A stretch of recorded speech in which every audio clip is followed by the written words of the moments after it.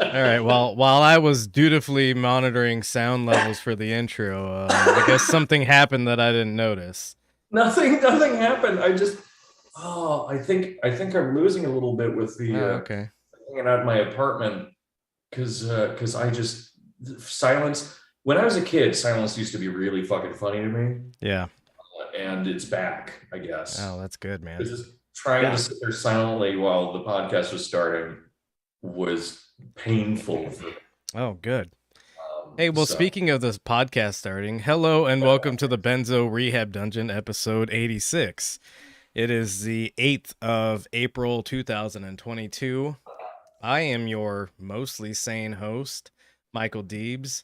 I'm joined, as always, by the maniac from the Instagram handle @DankDeLuz, Danko Suvin. Also joined by John, the producer, who is back from his labor strike against the studio and its practices, from the Instagram handle @Discopathic. Starting with John. John, how are you doing today, sir? I'm great. My reprieve from indentured servitude was liberating, but I'm glad to be back. Yeah. You didn't really get anything you wanted in the negotiations, but you did get a week off, so yeah. And we did end up banning the word liberate in the Well, I'm glad you brought that up. We'll be getting into that shortly. And Danko, how are you doing today? I'm doing very good. And I just wanted to point out for the listener, not for the viewer, because fuck you, I hate the viewer. Okay. Not everyone here feels that way, but we're allowed to have differing opinions. Yeah. But the week of the 20th, this month, so April 20th, which is known for weed and something else, we will be having our 88th episode. I just want everyone to know that we did this on purpose. And that John will be shaving his head as well before that episode airs, so that we can express to you in I don't know, like 14 words or more or less exactly how. In 14 words or less, how much do you love John? So I just want everyone to know before anyone says any weird conspiracy theories that yes, we did do it on purpose. And yes, you are correct. Yeah, this is a several year joke in the making. So thanks for busting the nut early on that, because that would have been funnier if we waited, but yeah. Why not put 2 years of really hard work just like out to pasture, I guess. I didn't know you wanted to be a secret. I've been telling people for years. Yes, we're Nazis, actually. Cool. Well, that's not really how you're doing, but I guess that'll suffice for an answer. It tells us where you're at. Yeah. Deflecting. Yeah. Tells us where you're at, which is a very defensive place, I guess. So the topic of today's episode is going to be the prison industrial complex, which turns out might be too big for us to fit into one episode. So what I'm focusing on in this episode is how to go to jail, which turns out is pretty easy. Very easy. But before we do that, we have some good news to talk about. John, if you could go to the first link.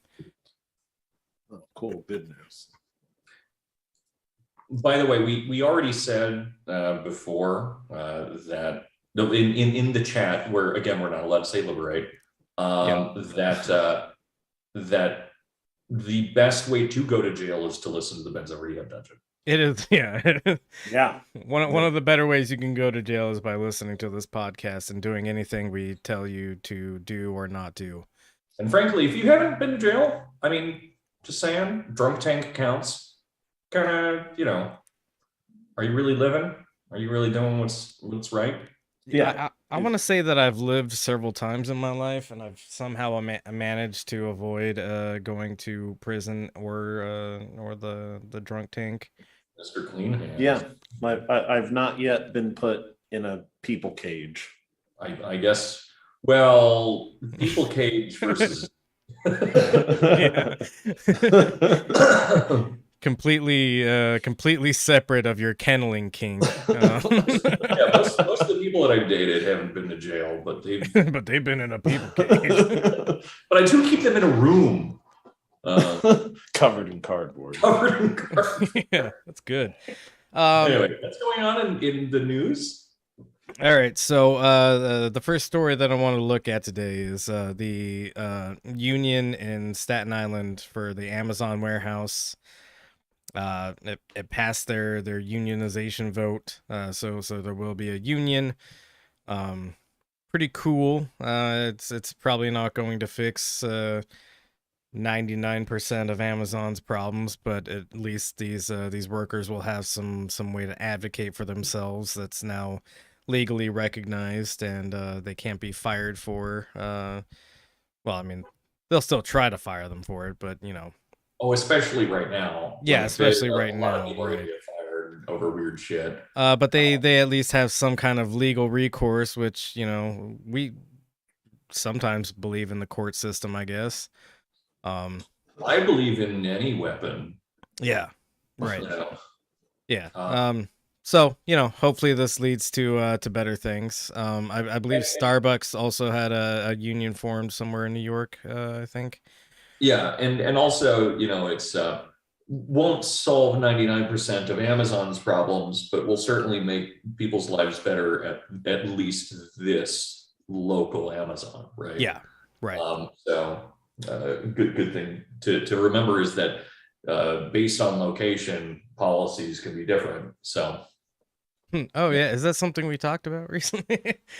What just happened? I bumped my oh, you know what? My switch is sitting on top of like the edge, and I bumped my desk, and it turned the switch off and on. That looked like a Fourth Encounters thing. Yeah, I was actually abducted. I've spent 5 years in space. What happened between now and now, guys? You had the great idea to start a podcast. Oh shit! Oh, I should probably get to that, huh? Let's go ahead and go to the next link, which is why we're probably being a little bit less optimistic about it. You should be able to just close that somewhere. No. Join the newsletter. Man, whatever. We don't need to look at the article itself, really, which is paywalled by The Intercept. Nice work, Intercept. But basically, it's been leaked that a new Amazon worker chat app would ban words like union. Stop. Okay, what I want to do here is I want us to take turns saying words here. All right. I don't care who goes first or anything, but I want us to build up. Okay, words like union, restrooms, pay raise, and plantation. Holy shit. I gotta say, Dorian, it doesn't seem like that's the first time you said the word plantation. It's not. It is not the first time I've said that word. That's awesome. Do we want to keep playing this game? Because there's also grievance. Slave labor. This is dumb. Living wage. Diversity. Vaccine. And others. Amazing. What? Christ. Incredible. So this leaks out, and obviously Amazon does the whole like hand waving, like, oh, this is just something we were thinking about. Anything could happen, actually implemented. It could be different when we implement it, and that doesn't mean better or worse. Yeah. Basically, they don't know what to say. It's gonna happen anyways, but they have to do the PR game of saying, "Oh, we're not actually doing this yet. We might do something different later." When I was a teenager, I started a philosophy forum. Okay. And it was, you know, this like PHP thing. It's actually what you ended up helping me put together for this other thing that didn't work very well, but everything you did was fantastic. But I put together this internet forum to talk about philosophy. And at first, because I was a teenager, well, not at first things were fine. But then because I'm a teenager, I decided to do irresponsible things like put in word filters and some of the word filters. And I knew it was the wrong thing to do as I was doing it and that it would ruin everything. But I thought it was funny. So that I made it so that when people said certain words, they would just be replaced by other ones that I put in there. And so like, I think one of them was really dumb. It was like, anytime someone said Jesus, it would make them say Captain Crucifixion or something. and so people would be on there and they would type it and they'd get all confused and upset with it. It was this whole fucking nightmare. And even myself as a teenager knew that that would be a stupid, dumb move that would just kind of ruin the entire point of the device used for communicating. Right. And of course it caused the forum to fold. But how you're not able to say restrooms? Or vaccine? Like, well, and I don't know exactly what this chat app is used for. Probably call for help, like after like the fucking robots fucking crippled you. Not allowed to. The phrase "I'm trapped in the machine, my arm is being severed. Somebody please hit the emergency reset" is actually a banned term. My body's become unionized with the boxes. Please help me. Yeah. So, you know, I don't know exactly what this chat app is used for, but one of the things I thought of kind of immediately was, you know, like every now and then for work, I'll have to buy parts off of Amazon, and you know, there's a plumbing item called a union. It's a union joint for, you know, plumbing connections and stuff like that. And you know, I'm wondering if like people are in a warehouse and they're like, hey, where are the plumbing redacteds kept?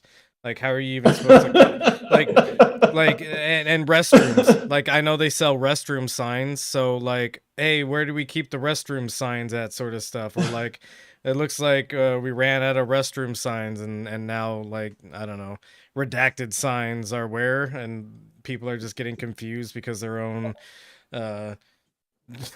ridiculous authoritarian chat app won't let them basically communicate to each other. Right. This is just going to lead to a worse version of the like twice removed rhyming British slang. Yeah. Where it's saying up the stairs, you say the apples and pears. Yeah. You know, right. and now it's just going to be that, but it's going to be Amazon people. Yeah. Trying to find the bathroom. It's George Orwell was right.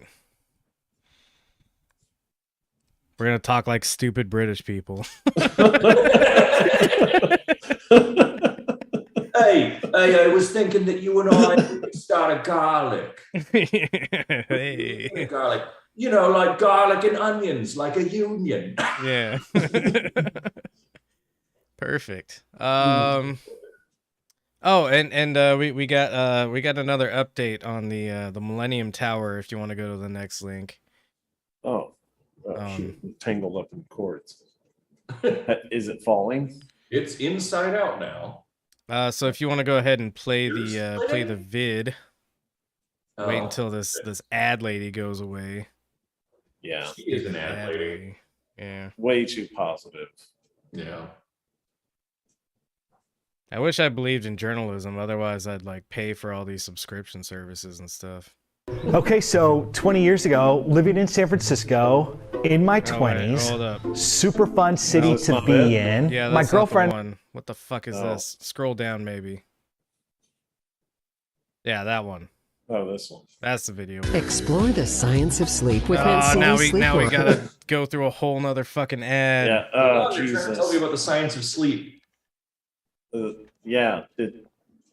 Is it real? Right, so the basic gist before we get into the video. The basic gist is now they're digging away at the sides of the building, which may cause some issues with the building's tilt and also its sliding because they're trenching around the building to pour some concrete, which means that this area is now completely unsupported except for the existing foundation. But we'll go ahead and play this. Just do a Jenga thing. And Beckett and Jackson, you've been working on this story and talking about the Millennium Tower for 6 years now, and here we are still talking about a fix. What's going to happen with this fix? Well, this fix is entering a critical stage. What we understand is that they're basically digging big holes on the side of the building, and those holes are filled with concrete, and then the piles underneath support the building to bedrock. Well, so is there a potential with all this additional digging that there could be consequences to it and that it could make this leaning and sinking worse? I mean, we kind of saw that before. Right. Experts fear exactly that. They say that essentially whenever you mess with the underside or the building of any kind, especially one this big and heavy, you're begging for trouble. And they fear that, you know, the amount of additional settlement could be on the order of 2 inches, which would be, sounds like a little bit, but that's as much as happened so far. And the building is already tilted another 10 inches as a result. So we're well over 2 feet of tilt at this point, and they say this could be far worse. So, Jackson, we're talking about 18 piles, but I thought the original plan was to put 52. That's quite a significant difference between those two numbers. Right. Well, what happened is that part of the problem is that piles cost money, and the fix engineer originally envisioned 52 piles. He cut it to 4. Well, you see, the problem is this shit's expensive. I was literally going to make a joke when she was asking that, but I wanted to be quiet. And I almost said, well, you see, Marcia, concrete is very expensive. Right. But it's not the concrete so much as the drilling it down to bedrock is the real expensive part. But also, I do need the listener to know that this man's name is literally Jackson Borkadorkabor. That's actually a pretty conservative pronunciation of his name. The other thing, so immediately after he says, and this is why I really wanted to watch this video because of that hilarious moment where he says, well, the thing is, this costs money. Which you know, it's going to cost more than the building. Like it's like twice as much as the building to be built to do this fix, which is just amazing. When it would have cost like way less for them to do it beforehand, drill all the way to bedrock, because they wouldn't have to deal with like the massive fucking building that they now have in their way. Well, yeah, but you see, drilling to bedrock costs money. Yeah, that was the calculation made back then, and now it's even worse. But he's gonna say something pretty funny immediately after we start hitting play again. So go ahead, John. 42, and he had to admit that he really didn't have a basis for any particular number. And when he finally crunched the numbers a little more minutely, so to speak, he now says that they can use 18 piles, which is, as you know, quite a difference. But he says well, our first estimate was based on bullshit. So. I decided to take my bullshit cap off. Yeah. So here we have the fix engineer saying, well, there really was no basis for me saying 52 piles was the number that we needed. I was just kind of making shit up. But now that I've looked more closely at the numbers, it's actually 18, which conveniently costs a lot less than 52. So that's a cool idea, isn't it, guys?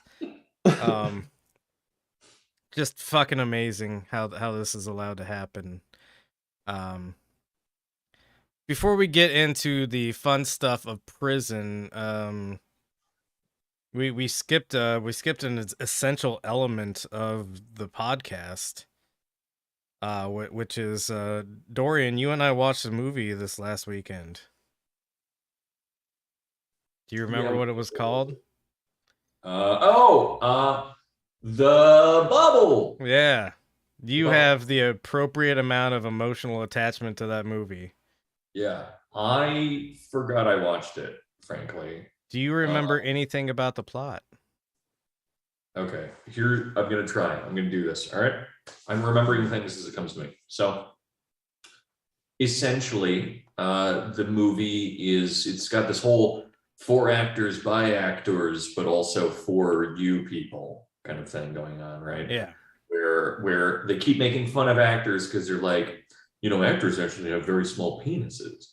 And jokes like that. That's most of the film. But anyway, so keeping that in mind, the plot of the film is that COVID is underway, and they want to make. Well, it's not COVID. It's some unnamed pandemic because they're too much of pussies to fucking call it COVID. Yeah. So you know what's hilarious, guys? Even though you made me live in a hole 200 miles away from my house for the weekend, I actually watched this movie also. Oh, wow. Okay. Yeah. Why would you do that? Yeah, why would you watch this movie? Living in the hole was our bad, I guess, but the movie, like, I wouldn't do that to anybody. Yeah. And that's all I remember about it is what Dorian just said. Yeah, okay, good. There's a pandemic underway, and they need to make this movie. It's Cave Beasts 6 or 7 or something, and it's essentially about hiking the Himalayas and being attacked by dinosaurs that fly. Pretty much, yeah. And it's supposed to be dumb. That part's supposed to be dumb, and to their credit, it's really fucking dumb. Hit the nail on the head there. And so they're all stuck in like a hotel. Though I'm now confused about where it was being filmed. I'm not sure what's happening with that. But it was like in the ballroom or something they would film. I don't fucking know. But so they're all stuck in a hotel, which for some reason also has like soccer players in it and stuff. Yeah. And everyone wants to fuck, which generally would mean a movie that I would like because there's a bunch of people that want to fuck that can't. And that's all that's fine. But somehow they made that unlikable. And one of them smokes weed and runs away. That's so funny. And oh my God. Eventually they all take a bunch of drugs because there's the guy who's the really good actor. He likes drugs and sex like good actors do. Yeah. Which probably fair. And then he dies. I don't remember if they save him or not. I don't remember if the only likable character died. But isn't that great? Isn't that just a sign of a good movie when you can't remember any specific detail about it? But then they finish the movie. They do finish the movie, and there's this whole TikTok dance thing that's really obnoxious that happens in the movie. Yep. Because the main protagonist, I'm assuming that's what she's supposed to be. She's getting a little bit older, as in she's like in her 30s, and so she's been replaced as the young person by this TikTok star, and they make this awful movie choices based on that. Something happens there with them in conflict. I don't remember who wins or if anything happens with that. And then the movie wraps, and it's done. And then, but then the movie doesn't come out, I think. The movie's fucked up, because they run away on a helicopter. They run away on a helicopter, so they don't finish the movie. But then they end up, it's a happy ending because then they release a documentary about the making of the awful movie. And that's when everyone gets to be on the red carpet and be movie stars, because that's what movie stars want to do. They don't want to make profound media. They want to be on red carpets talking about the media. So that movie sucked. Yeah. And that's basically the only review. A dog's ass of a movie, as I remembered so much more than I thought I did. Yeah. I'm impressed. Who the fuck was the director. I don't remember. Yeah, I don't No, know not why the you would director of think the that. film, but the director in the film. He's a comedy guy. We should all know his name because he hasn't always been this bad. Do we have to know his name? No, never mind. But he was one of the Portlandia guys, as if anyone has watched that. Oh, I know what you're talking about. Yeah, it's coming to me now. I can see his face, but I don't care about him. Yeah, he wore dumb, long hair. I feel like there were people in the movie that I liked, but now that I think about it, I don't remember who any of them are or why I would like them. It's just something about Mulder's face just puts me right to fucking sleep. Oh my god! David Duchovny's in it. Yeah, David Duchovny's in this movie. Yeah, I didn't even touch on his subplot. Yeah, that's amazing. He put me to sleep in X-Files when I was a kid. He's put me to sleep every time I've seen him on film. Well, he talks like someone that's trying to lull you to sleep or do both, probably. Like, I feel like he's trying to hypnotize me. Yeah. And here's the thing is that I like him. I'm going to say something very embarrassing about myself. I really liked the first season of Californication when it was okay. But yeah, I like David Duchovny. And I totally forgot he was even in this fucking movie. Yeah. Because he just plays David Duchovny. He's like, he fucks someone else and they have a bad relationship. And they have a son that hates him, which there's so many parts of the movie that could have been like put together in a way that they were funny. It's like they know what funny ideas are, but they don't know how to do anything. That's kind of what I left the film with was this could have technically been a movie. Yeah. But it so did like an actor write it? Like an actor that had never like written? No, it was what's his fucking name? It was someone else who's like usually okay or at least like passable. It was or he at least wrote it. Didn't he do Superbad and shit? I don't know, man. Maybe. Yeah. Let me see. Well, oh my god, I didn't know it came out this year. I thought it came out like during the pandemic. No, it came out this year, which is like even worse because it's a retrospective into the thing we all went into. And Cumberbatch is in it? I don't remember him at all. Dude, there's so many unmemorable performances in that movie. You could go on all day saying, I didn't know so-and-so was in it. He wasn't in this movie. He was, briefly. What did he do? I don't remember. That's the thing. All of these people are in this movie, and you can't remember anything any of them did because it's nothing. The whole movie is nothing. Can you believe that this was made by the same guy that made the 40-Year-Old Virgin? No, that's a hard one to swallow. Maybe he's had a stroke. Yeah. He's dying. He's in trouble. He's asking for help. He's being kept. The cry for help. But there was one other thing that I wanted to point out, which is something we've already kind of touched on. But I feel like the main problem in this movie, because again, it had, I think, opportunities because of some of the relationships of some of the characters to be a movie that had jokes in it, at least. When it had Key from Key and Peele. Right. And even he sucked. Mm-hmm. All these people I like suck. Usually that's all I need is like to at least to see like a face that I like. Anyway, like most idiots. But the relationships that people have in the movie that could be so fucking funny, like the one between David Duchovny and his shitty son, aren't funny because none of the characters, apart from the protagonist, and even it's not entirely there, have any kind of weakness that causes their character to change. They just have these weird weaknesses that are also their strengths because they're just continuously identifying as a certain type of movie star. Sure. Yeah. Yeah.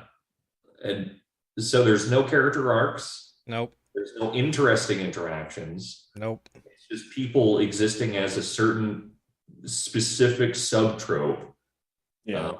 There's a Pakistani guy addicted to weed or something. Yeah. Yeah. And it's like a There's series of weed sketches. fiend. It's like a series of sketches that they try to link together into like a coherent narrative, but it doesn't really work, and so you're just like bouncing around from, oh, wouldn't this be kind of a zany thing to happen with these characters? And you're just like, no, not really. Well, to even call them sketches gives them too much credit for being like I think so. Yeah. Sketches have a plot. Yeah. It's like lines of dialogue that they independently wrote and tried to make into a movie. Well, that's the thing about like Judd Apatow movies, is that whether they're good or bad, the thing that makes them passable, at least, is that people have character arcs. Yeah. And it's based on a bunch of goofy characters that do goofy things, and then they find themselves somewhere else. Right. Great. But no one found themselves in any situation that wasn't identical to where they were to begin with, apart from like the director becomes more evil, I guess. But even then, I didn't feel that way about him. But they force a woman to piss herself on stage and somehow didn't make that funny. Yeah. What the fuck? Normally, I'd find that hilarious. No, that would be extremely hilarious. But no, I was just like, I think I think that's the time that I fucking like passed out of boredom. Yeah. Yeah. Anyway, fine film. If you guys want to watch it, it's 5 out of 5 stars. five out of 5.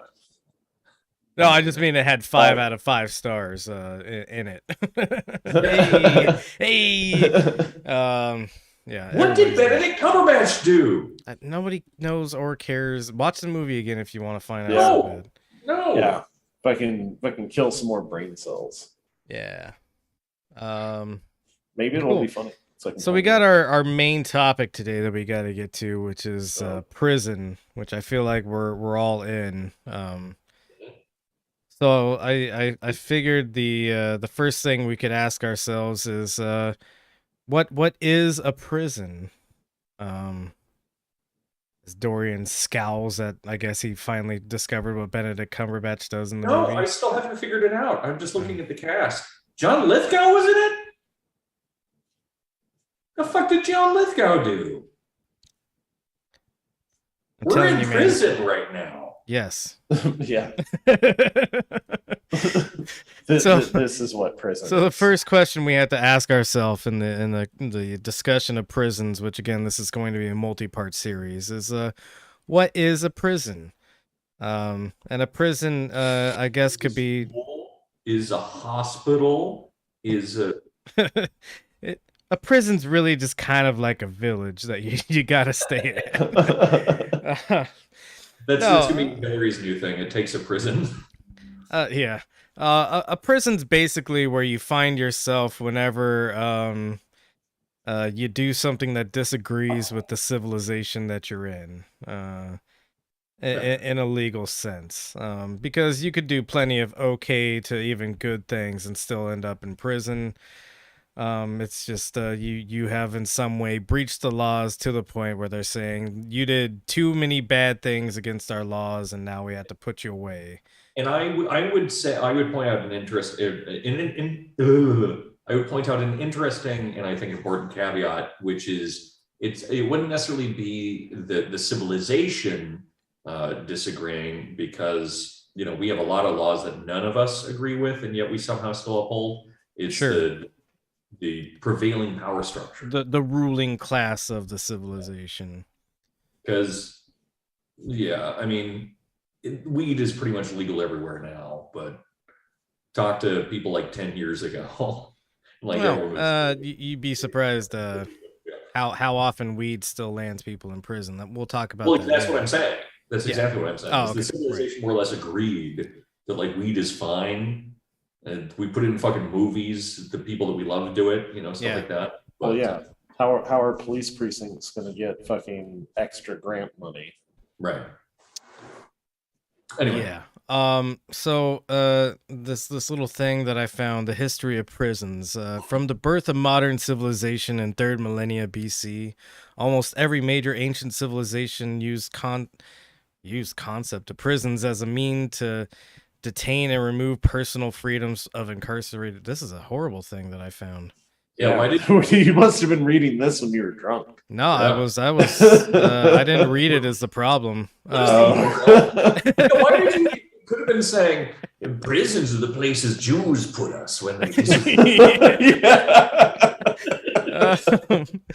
I skimmed this incredibly briefly, just to like, hey, here's this link that I'll use as a conversation starter. A prison is a hidey hole that's really old that powerful people put people in to be quiet. The earliest records of prisons come from the first millennia BC, located on the areas of mighty ancient civilizations of Mesopotamia. I guess we know where the writer is from, huh? All right, well, this sucks. Sorry about that. Well, hold on, because there's a really interesting ad in the middle. It's got this busty woman from the number one obvious sign they're seeing someone else. I think that lady is sitting on a toilet or something. I don't know. Sitting on the stairs. Sitting on the stairs. I thought that was like the ADA like assisted hand grab bar for the toilet. So what is she, like a particularly busty midget or dwarf? Yeah. Like look how high that assisted. Well, she wouldn't just use the ADA stall for nothing, John. Yeah, I guess that's true. Yeah, sitting on the stairs because it makes it not weird that we are standing above her, staring down her shirt. I guess so. Hey, lady, I can see down your shirt, and she'd be like, "Yeah, I know, I'm on stairs. Everybody can see down my shirt." Yeah. So she's giving a knowing look for one of two reasons, and I'm curious what people think. Okay, is she giving a knowing look because she just caught someone cheating, like your girlfriend or her partner, but she wouldn't be looking like that if it was her? She'd be So did you find out that your partner is sleeping with someone else, or is she about to cheat on her partner with you because she's looking, she's giving you the look? I think she would look a little bit more suspicious in the latter case. So I think she just found out your man's been fooling around. Do people give you a suspicious look when they want to fuck you? Yeah, usually.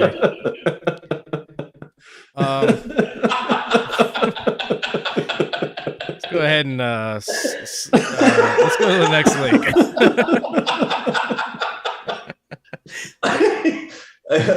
I love that idea. You just walk up to people's bars going, I don't know about that. All right, guess I'm going home with you tonight. So this is from August 16th, 2021. America's incarceration rate falls to lowest level since 1995. Why would that be? The U.S. incarceration, it's because we let a bunch of people out of prison so they wouldn't get killed by COVID. I think is part of it. Also, the lowest, there were just under 2.1 million people behind bars in the U.S. So that's still a pretty high number, and like comparatively to a lot of other nations, America still, even after having the lowest incarceration rate since 1995, was leading the entire world in incarceration per capita. This episode, by the way, is going to be how you go to prison, which turns out, like I said earlier, pretty easy. Then I found a fun fact about your new home. If we want to go to the next link, John. Yeah. Wisconsin imprisons 1 in 36 black adults. No state has a higher rate. A new sentencing project report. If you could please zoom in, John. Oh, yes. Oops. Nah, that's perfect. A new sentencing project report confirms the state's deep racial disparities in incarceration, which one advocate calls a slap in the face. Black people comprise 42% of the Wisconsin prison population, but just 6% of the state's population. So one of the ways that you can easily go to prison in America is by being black. That's something reliable. Yeah. being black, usually just not being white in a lot of cases, but being black especially.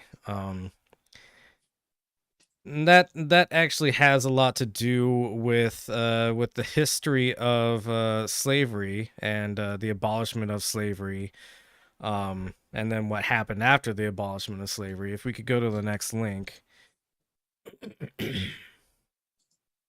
So there's obviously a deep racial disparity in the prison system, and this has roots deep in American history.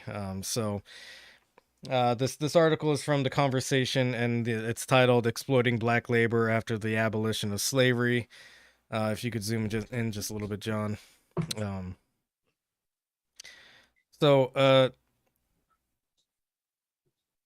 With the help of profiteering industrialists, they found yet a new way to build wealth on the bound labor of Black Americans, the convict lease system. Here's how it worked. Black men and sometimes women and children were arrested and convicted for crimes enumerated in the Black Codes. The Black Codes were a series of laws that were passed, essentially criminalizing or illegalizing being black and being recently freed. You didn't have things like a job or like a place to stay or anything like that. So basically, state laws criminalizing petty offenses and aimed at keeping freed people tied to their former owners' plantations and farms. The most sinister crime was vagrancy, the crime of being unemployed, which brought a large fine that few blacks could afford to pay. So basically, hey, you don't have a job? Oh, well, here's this fine for not having a job. Also, we're going to make sure that you never get a job because we're never going to hire you as a newly freed slave. And now that you have this huge fine that you got to pay off, I guess you got to go work for this plantation. Is essentially what they were doing. Black convicts were leased to private companies, typically industries profiteering from the region's untapped natural resources. As many as 200,000 Black Americans were forced into back-breaking labor in coal mines, turpentine factories, and lumber camps. They lived in squalid conditions, chained, starved, beaten, flogged, and sexually violated. They died by the thousands from injury, disease, and torture. This is kind of the shift that happens after slavery is abolished. Companies still want a lot of free labor, and the way that you get free labor is by criminalizing anything and everything that you can throw people in prison for. When this first starts, this is largely targeted at Black Americans because they're the easiest target. They're the subject of a lot of ire from, the ruling class, because the ruling class lost them as free labor. The poor white community in the area who oftentimes lived in just as horrible of impoverished conditions as Black people in these regions now had to compete with black labor. In what ways that Black labor was even actually able to create or like make itself available, because again, people didn't want to hire black workers a lot of times. So the Black community was an easy target immediately after the abolition of slavery. This has kind of shifted now to where Black people, of course, are still heavily targeted, but this also extends into the white impoverished community where petty offenses are being overfined, over adjudicated, etc. Let's go ahead and go to the next link. There's a good Marx quote that people only say the first like 5 words of usually, that fits in with this. It's all that is solid melts into air, all that is holy is profaned, and man is at last compelled to face with sober senses his real conditions of life and his relations with his kind. The need of a constantly expanding market for its products chases the bourgeoisie over the entire surface of the globe. Indeed. Wise words from Brother Marx. Brother Marx. A new well, not new, but it's re-emerging, I would say.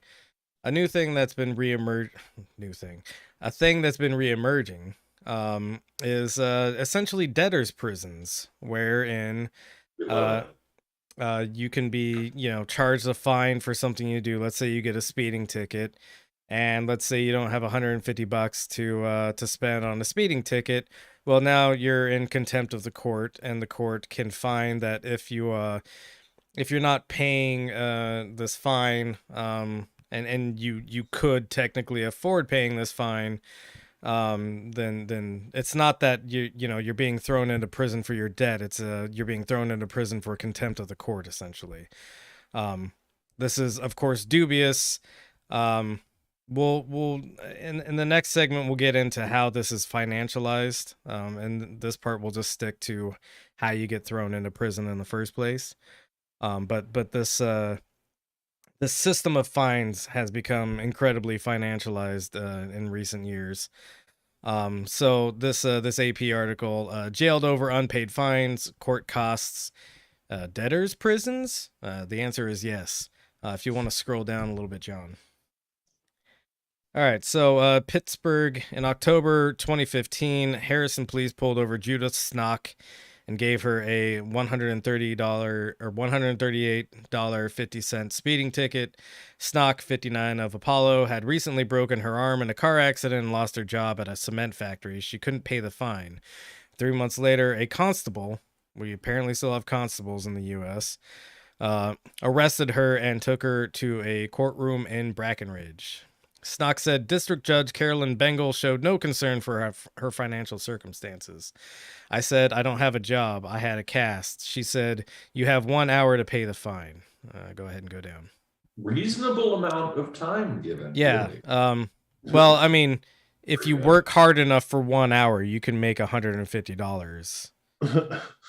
So you can pay the fine, and then you'll still have $12 left over to buy yourself some lunch. Well, I mean, I'm just going to say right now, and I think it is reasonable, because in order to make $150 in a year, you only need to make about $300,000 a year. Sorry, $150 an hour, you only need to make about $300,000 in a year. Yeah, well, which is reasonable, right? Which is what most people make. Yeah, that's my understanding based on inflation. So, it's all right. So Snock could not come up with what she owed and spent the night in jail. She was released after her retired mother scraped together the money. In January of 2015, John J. Marcus III, 38, of Plum, was caught driving without a license, registration, or a valid inspection and fined almost $500. Marcus and his parents, with whom he lives, are all unemployed and on disability. In February 2016, a constable arrested Marcus and took him before District Judge Bengal. Like Snock, Marcus said he was not offered a lawyer. He said the magistrate gave him 2 hours to pay. When he couldn't, he too was put in Allegheny County Jail, where he spent 5 days. The court explained on a form that Marcus had enough money to pay because he received Supplemental Security Income, a program that provides funds to disabled individuals with little to no money. If they're going to throw people in who cannot afford to pay in jail, when are they not going to get the money, or when they are not going to get the money anyway with murderers, rapists, and pedophiles, said Marcus. I mean, really? Debtors' prisons? Go ahead. I'm also just like, even on a pragmatic level, if you still wanted to be a fucking asshole monster and extract money from these people that don't have it, but I guess potentially maybe could have it, just garnish their fucking wages. Well, why put them in fucking prison? Or not prison, jail. So the problem with that is that in a lot of cases, except for really specific cases like child support, garnishment of wages is illegal. So they can't garnish wages. They're also technically not supposed to throw people in jail for debts. Well, there you go. but what they're doing is they're using this roundabout way of excusing it through saying it's contempt of court. Because you have an hour to get the money to go. So that's really cool. If you get a text from someone saying you have an hour to get me the money, you usually end up thinking this person's a drug dealer. Yeah. Right. I mean, granted, judges don't text me very often, but if they did. Well, and also like let's say, you know, one of you two ends up in a scrape and now you got a big fine that you got to pay and you don't have the money on you. If either one of you texted me, "Hey, I need you to get me X amount of dollars within an hour," there's a very strong chance that I would be busy working on something and wouldn't even notice the text for like 55 minutes. Right. And then at that point, I'd be like, I gotta open up the fucking app and figure out how to transfer the money. What's your username on what? On I don't even remember. What are the fucking Venmo? Right. I mean, even and then we'd get raped in prison, and it'd be your fault. Well, it would be your fault. It would actually be your fault. It's a risk I'm willing to take. But like even in my workplace, which is all remote, you generally expect that someone respond to you within an hour, right? And they're being paid money to respond to you within an hour. Yeah. Guess what? Doesn't always fucking happen because people have shit going on, right? Right. Yep. And so hour-long meetings. Like, reach out to someone and get the money. And the fact of the matter is that they're able to ask that because technically they could call up a payday loan place and get the money in an hour. Sure. They could get a 600% interest rate loan of $200 on the fucking spot if they really wanted to. Well, the good thing is they won't ask for your credit, you know. Exactly. So I mean, a payday loan place won't, right? Or like most of them won't. And so you don't have to go to jail. You just have to spend anywhere between $3,000 and $10,000 instead of your $150 speeding ticket. Yeah. Or no, sorry, one and infinite money. How about one and infinite? There's no upper limit here. Yeah. Go ahead and swing on to the next link there, John. Yeah, we'll need to zoom in on that. All right, so the landmark 1983 Supreme Court decision, Bearden v. Georgia, provided protections against the practice of jailing people based on their poverty. Despite these protections, people who cannot afford to pay their court fines and fees are still being incarcerated for non-payment. This report presents the findings of a year-long investigation into the assessment and collection of fines and fees in 5 states: Louisiana, Michigan, Ohio, Georgia, and Washington. This publication uses personal accounts of people who struggle to pay their court debt to illustrate the negative effects of debtors' prisons on individuals, the economy, and the justice system. General and state-specific recommendations are provided to address these practices. All right, so here's some key findings from this report. This is from the Fines and Fees Justice Center. They're a little bit on the Libby side of things, where it's like, well, yeah, people should pay their fines and fees, but we got to be gentler about it. Don't believe in any of that.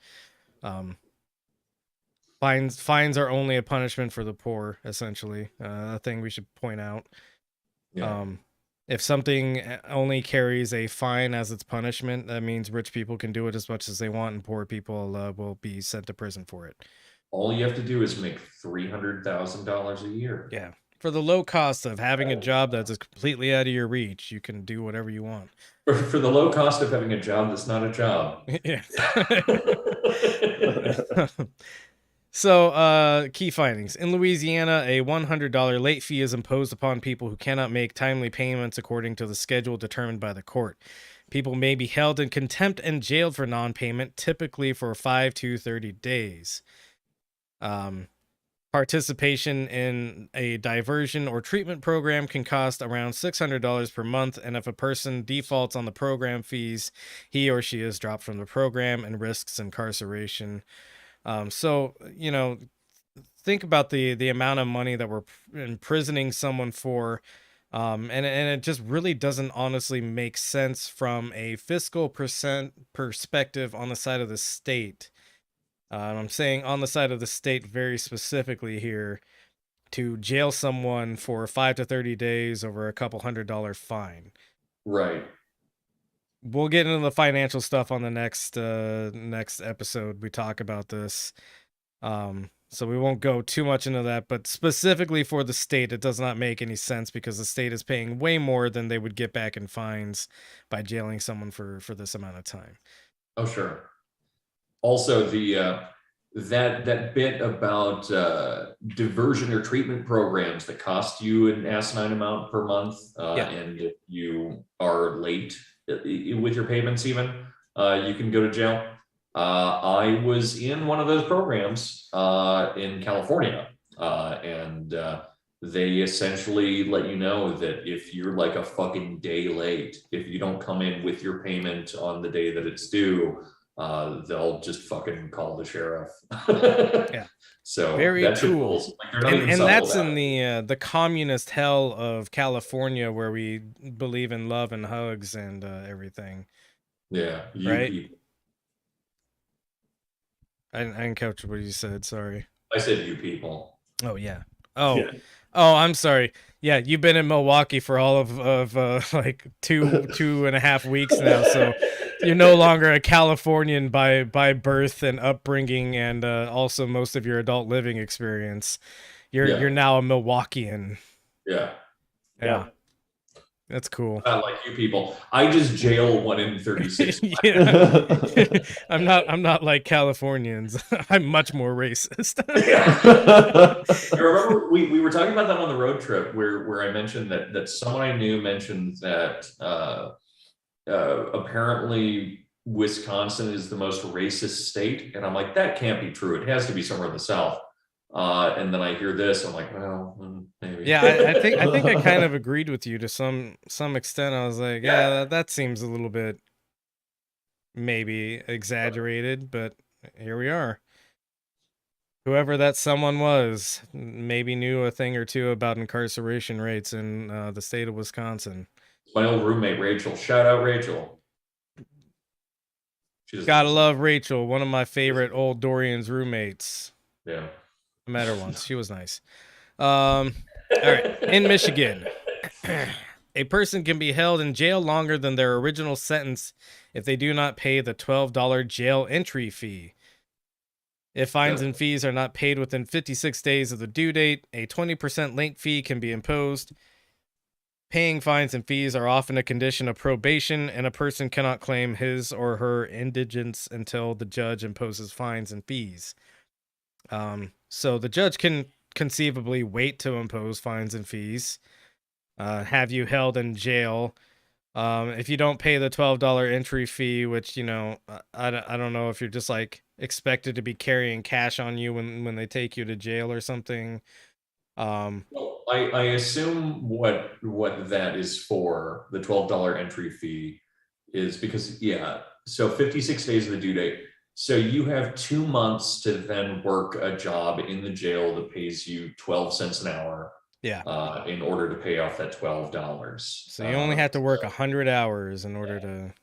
Yeah. So I'm assuming that's literally what that's for. No, without a doubt. Yeah.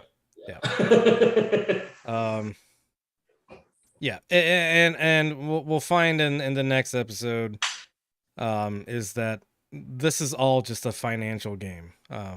But this is focused on how you get into jail.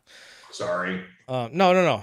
Don't be sorry. This is important to point out that there's a reason that we're talking about these things in this way, and that there's going to be more explanation in the next bit, in the next episode. This next one's really Supervisor Deebs. Yeah, what's up? Can I go grab a beer? Yeah. We don't need you right now. Okay. Scroll down a little bit. There you go. You're good. Yeah. Shit. All right. Well, I'll keep reading. You guys go grab beers and tinkle or whatever. So a number of Ohio residents have been unlawfully held in jail longer than they should have been, despite satisfying their court debt with the number of days they spent in jail pursuant to the $50 per day $50 per day jail credit policy. So basically what this policy says that if you spend a day in jail, you get a $50 credit to whatever your fines and fees are supposed to be. This is supposed to be a gentler way of handling the fines and fees. It's like, okay, you spend a night in jail, that counts for $50 off your fine. But what happens oftentimes in these cases, as this notes, is that a lot of times people will be held despite having paid off their fine per the $50 per day jail credit. So, illegally being held against their will at this point because they've fulfilled to the best of their ability, or not even to the best of their ability, they've fulfilled the law as it is written, and they're still being held. In Georgia, monthly fees that must be paid to private probation companies make people less able to afford and pay down their base fine and other costs originally assessed by the court. Again, we'll be getting into the financialization of all this stuff later, but just the fact that there is a private company collecting probation fees is just insane when, a private company has nothing but the profit motive in mind. So of course they're going to make it difficult for these people to pay. They're going to make it harder for people to get off of their probation program so that they can keep them paying into their system, essentially. At the time of this report, research showed that some Washington counties operated on auto jail policies, which require defendants. Are we still doing a podcast tonight? That's good. That's good. I was actually reading some negative press about my home state of Washington. Oh, things happen wrong in Washington? What's going on? Yeah, things happen wrong in Washington, which is again is another communist state where they believe in love and hugs. So at the time of this report, research showed that some Washington counties operated on auto jail policies, which require defendants to report to jail if they cannot afford their fines and fees and subject them to arrest if they do not report. Non-payment of rehabilitation program costs have also served as a path back to jail. Because of the... Go ahead. You shouldn't better yourself in prison. Yeah, right. Yeah. And you should have lots of money to pay for a rehabilitation program when you're maybe addicted to or have some kind of mental disorder that causes you to be in a rehabilitation program. Notably, these are the kind of people that hold really good jobs that can give them lots of money. Sorry, man, I gotta stop you there. I mean, it's crazy that you people are always like this. Oh, wow. Go ahead, call me a brownie. Yeah. No, I don't mean like you people. I mean you people. That's the same words in a different tone. Yeah. But just the fact that you don't seem to realize something is pretty simple, which is just because you're in jail doesn't mean you have problems. Oh, no, right? That's true. Yeah. So, I don't know. There's no real correlation there, even, I would say. Right. Yeah. So, I mean, saying all that shit, I don't know. I'm just not friendly to it. That's all I got. Like, I don't want to start a thing about it. I appreciate your pushback, and that's been taken into advisement. Yeah. But we're not going to talk to HR because she might agree with me.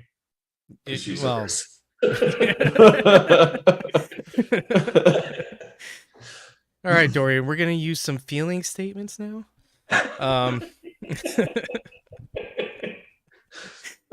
Because of the 12%. What's that? I love the idea of auto jail. Oh, yeah, and it's auto jail because you got to do it to yourself. Yeah, that's really good. Yeah, you have to report yourself to prison, so that you can be jailed for being a naughty boy, and then also fined for being in jail, and maybe a rehabilitation program that they assign to you. Yeah, that's a really cool policy. Also, I just realized something, and I'm sure there's something wrong with this because there's no way that there's just an easy way to deal with a problem. But say you have like an interlock device and a breathalyzer installed in your car from the courts. Right. Why don't you just use a fucking air compressor? Oh yeah, no, of course. Yeah. It's the dumbest shit ever. All these like the ankle bracelet shit. The fucking breathalyzer. Like if you are even remotely industrious, you can get out of it. And then you know, a lot of times, and we'll talk about the financialization later, but a lot of times this, you know, the breathalyzer comes from a company, right? And the company has to be paid for the breathalyzer. The ankle bracelet comes from a company. $400 device. And you know, a device that is constantly tracking you might be of interest to certain companies who are looking to buy metadata, you know, to geographically track people based on certain, you know, I don't know, aspects of who they are. You know, just, oh, people who are in prison go to the bar more often after they, you know, whatever. I mean, people will literally just buy data and have data so that they can sell it.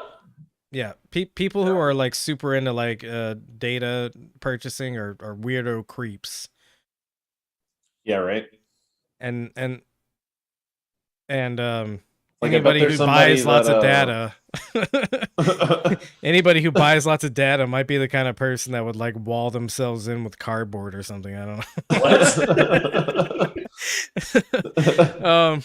So the last bullet point here, because of the 12% interest fee assessed on unpaid fines and fees, restitution, and other court costs, many Washington residents are not able to pay off their court debt for years and sometimes decades. Cool. So, America has historically done, sorry, I should say the United States, not America. The United States has historically done this cool little switcheroo thing where they do something good, but then they also codify something bad when they do it. So let's go ahead and go to the next link, which is the 13th Amendment, which is one of the real I don't know, OG methods of doing this kind of thing. John, if you could please zoom in on section 1 right there. It's a very fine font. I can barely see it. All right. So the 13th Amendment, some people will recognize as the abolition of slavery. Section 1, neither slavery nor involuntary servitude, except as a punishment for crime whereof the party shall have been duly convicted, shall exist within the United States or any place subject to their jurisdiction. So that caveat right there is where we're like, okay, we're not going to do slavery anymore, but here's how we're going to make it legal to do lots of slavery if we really want to. And then again, immediately after this is ratified, that's when you get the black codes, where not having a job when you can't get a job because you're black becomes a crime, and then you get forced into slavery because you've done a crime. We're now the same people that wouldn't hire you. Yeah, lease you. Well, yeah, right. they specifically would not hire you so that they could then, you know, have you as a leased convict. Look, sometimes you just need a contract laborer, you know. It's how these things work. Yeah, you know, it's a gig economy. You know? Yeah. And of course, but before anyone gets weird and says we only read part of it, Section 2 essentially just says the Congress is able to make laws in order to, back sure. That's important, I guess. Congress can. We now have a plethora of laws saying, actually, we can put people in prison as long as we want. Sure. Yeah. That is important. I think it's kind of implied by Section 1, but totally. Yeah. Let's go ahead and go to the next link there, Johnaroo. Johnalana Bing Bong. Zoom in on the highlighted portion. So this is about the debtors' prison laws, and the headline for this particular section is "The End." ... Or is it? The section I've highlighted here. In 1833, Congress outlawed debtors' prisons, and in 1983, the Supreme Court ruled that in order to jail a person for failure to pay a fine or fee, the judge must first consider if the person was willfully choosing not to pay. This has not stopped law enforcement agencies from jailing poor folks over an inability to pay fees, often before they're even charged with the crime. For example, in 2015, a bedridden Missouri man who was living on a $488 Social Security check was jailed for not paying $464 worth of fees after his house was condemned by the city and he chose to continue living there. Certainly his inability to pay such a fee was not willful. So the disgusting basic math that's being done there is you make $488. We're only charging you $464. Why can't you pay this, bro? Probably because he has to pay for things like electricity, food, water. A bedridden man wouldn't have medications or anything. Yeah, any medications that he needs. That was the next one I was going to list off. $500 a month insurance. Yeah. Well, right. Yeah, and then like I'm sure that say somehow he did pay this fine. These code enforcement fines, they're like parking. They're like parking tickets. Yeah, they keep coming back every month, or if the code enforcement person might hit him every week potentially. Yeah, and I think the one editorial I would make to this article is that it says, and he chose to continue living there. I don't think a bedridden person has a whole lot of choices in where they live necessarily. So I would say, and he still had to fucking live there because being homeless is also a crime, by the way. Yeah, even if you're a homeless well, potentially homeless, and this is not a safe like house, but he owns land, but the government can tell you that it's not good enough. Yeah. Right. Yeah. He's literally being punished for being homeless in a home. Yeah. Yeah. So again, this is about how people can go to jail, and it turns out it's all just made up, and you can go to jail no matter what. Especially if you're poor, though, is really what's going to be the connecting line between all these things. Or if you want to live off grid, people trying to live off grid get jailed for fines. Yeah. No. Well. Good thing none of us are trying to do that, right? No, we never. Listening to the podcast will not send you to prison. Yeah. So this is from the Pew Research Center, and the headline kind of says everything it needs to. 4 in 10 U.S. drug arrests in 2018 were for marijuana offenses, mostly possession. So we're not even talking about selling illicit drugs. We're talking most of these people are just walking around with a little bit of smoking weed in their pocket and got arrested for it. Let's face it, like most people who get in trouble for like possession with intent to distribute are people who just possessed enough of it. Well, yeah, people who just like smoking weed a lot, so they buy in bulk, you know? Yeah, they just had they had a few grams instead of one. Yeah. Yeah, which this is not a like whoever this cop busted is definitely not a dealer. Yeah. No, you wouldn't have a fucking business off of that amount of weed. No. Yeah. Look how he's just like dumbly staring at the table like, oh yeah, I'm a good piggy boy. I'm a good piggy boy. This podcast hates cops, by the way. What did you say, Tori? Oh, I just oink oink oink. Oh. So do you think that there's a callus from his like fucking like fat piggy fucking thighs fucking rubbing against his holster? Oh yeah. You know, I was gonna ask John, so the Marine Corps dress uniform, right? Yeah. It has the red stripes down the sides of the legs. And those are the blood stripes, right? And that's supposed to like represent the blood shed by NCOs and wars past or whatever. What do you think the brown stripe on the cops' pants means?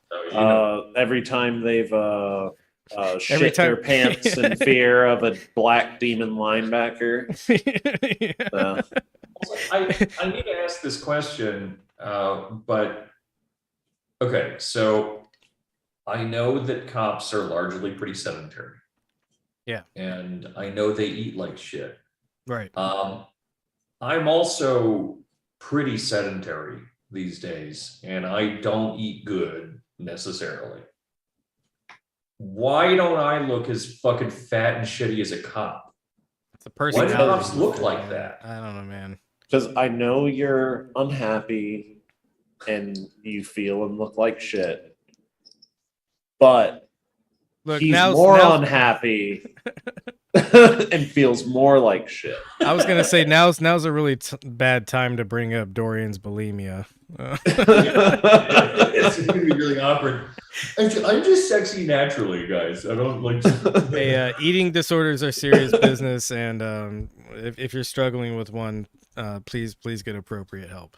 Yeah, you don't deserve to have to experience that. Police officers do. They should look good on the job. Right. Yeah. They should be very self-conscious. Sexy. Yeah. Go ahead and scroll down to the pie chart, John. Oh yeah, there was a pie chart. There was a pie chart. Yeah. It's, well, you know, if a cop sees it as a pie chart. So 40% of arrests are for marijuana. 92% of that 40% is possession. 8% is sale or manufacture. Again, pretty dubious how people determine what the amount is for if you're planning on selling marijuana. Could just be that you've got a decent supply of marijuana because you only buy once a month or once every couple of months, whatever. 25% heroin, cocaine, or derivatives. 6% synthetic or manufactured drugs. 29% other, which probably falls into the realm of like hallucinogens, which are, you know, non-habit forming drugs for the most. I don't know of any habit forming hallucinogens. I mean, it could be something like just fucking paraphernalia. It's like, yeah, right. Other could just be like having like a dope ass bong or something. Who knows? It's a water pipe, sir. It's for it's for hookah. So that's the way that most people actually go to jail is just by having drugs, and being poor.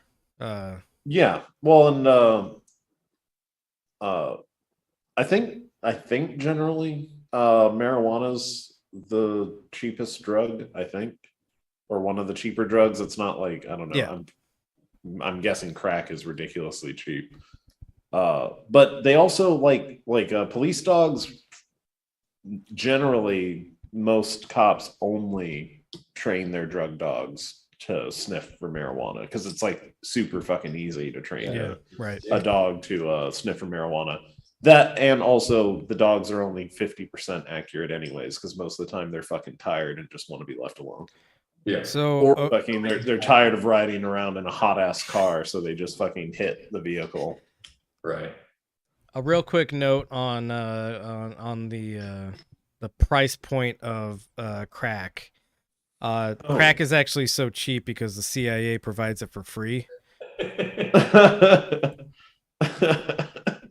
I'm only sort of joking. But here's the thing. There's a trick involved in this as well, because we can't just talk about money per hit or money per like weight or something like that. We need to talk about the amount of time spent under the influence of the drug, right?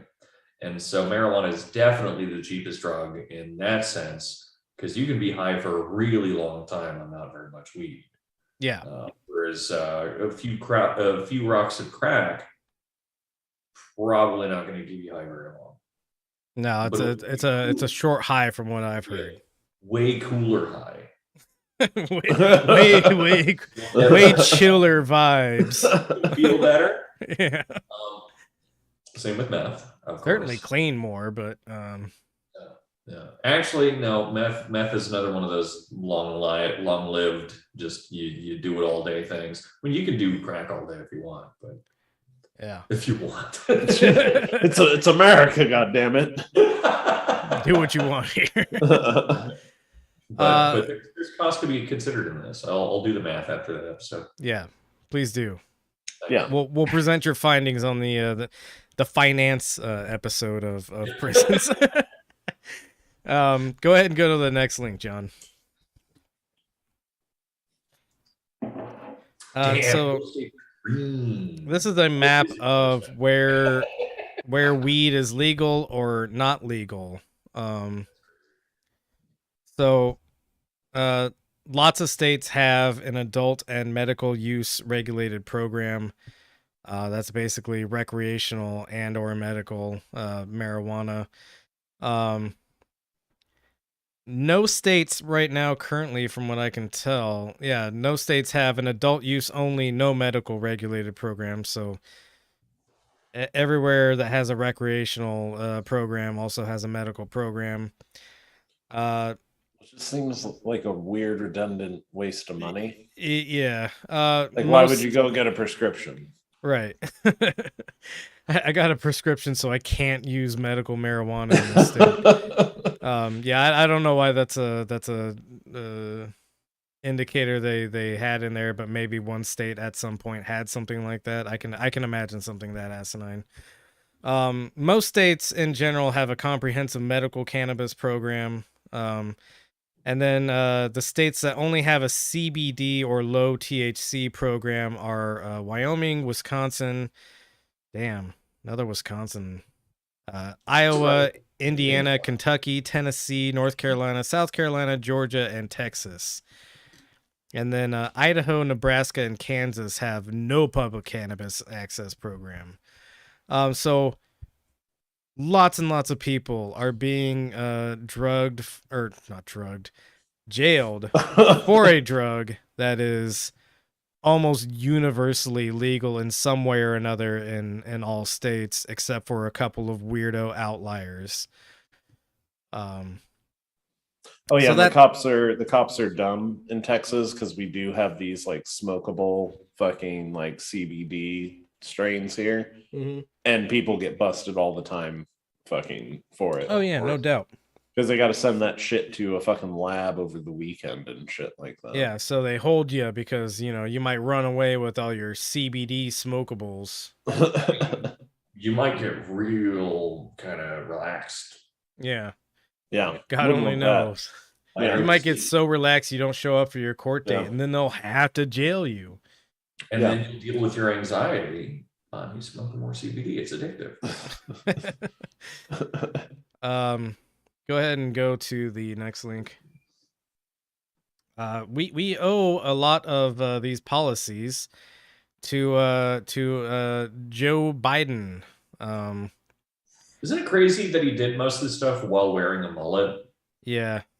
Like, that's the craziest thing about Joe Biden to me, is that he did all these crazy, punitive, just evil things while wearing a mullet. It was the go ahead and go to that C-SPAN clip there, John, because we got paywalled again. Yeah.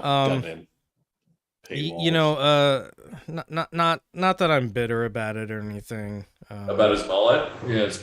Well, I'm bitter about the mullet, actually. Not that I'm bitter that, all sorts of libs were basically browbeating the shit out of anybody that said they wouldn't vote for Joe Biden, because Joe Biden is the reason most of the United States' current problems exist. And Bill Clinton helped. Yeah, we're right. This is during the Clinton era. This is the 1994 crime bill that Joe Biden is so proud of, until he has to talk about I guess I did help mass incarceration a little bit, but that wasn't my fault. This is Joe Biden talking about what we should do with people who have drugs on them. Go ahead. And he's only doing this because every African American in the country came to him with razor blades that they rusted inside of a boil. Pretty much his reasoning. So go ahead and play it. It was a cheap shot, and it had some resonance out there. Just like when I first got in politics, even though I come from this background and ran on a law and order platform, I remember the liberals used to say, Biden is, quote, an iconoclast. That was what my newspaper called me. What happened to Joe Biden's lisp? Oh, he developed that later on when his brain started melting. He also doesn't have his